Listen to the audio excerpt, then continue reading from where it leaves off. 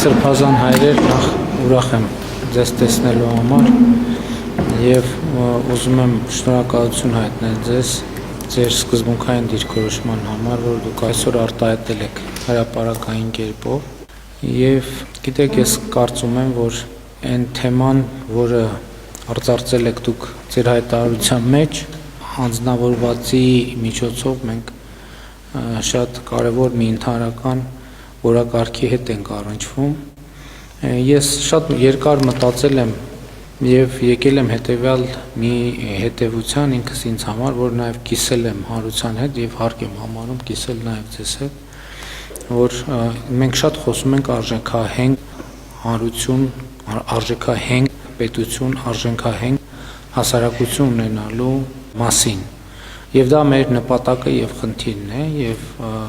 որտեվ այնուամենայնիվ ցանկացած պետություն ինքը հենված է բացի զուտ իրավական տրամաբանությունից, այդ իրավական տրամաբանությունն էլ հենված է որոշակի արժեքային համակարգի վրա եւ չի կարող պետություն լինել առանց արժեքային համակարգի։ Մեր արժեքները առաջին հերթին առնչվում են մեր հոգեվոր արժեքներին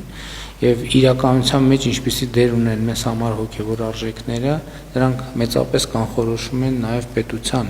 ընդհանրապես արժեքահենք լինելը եւ հասարակության արժեքահենք լինելը եւ ես կարծում եմ, որ սա մի խնդիր է,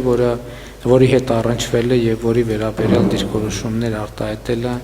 մեր պետության հետագա զարգացման եւ ճակատագրի համար ունի շատ կարեւոր առնչություն եւ ես կարդացել եմ ձեր հայտարարությունը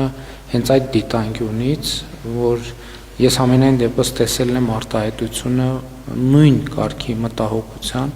ուստի ես հարկ համարեցի հրավիրել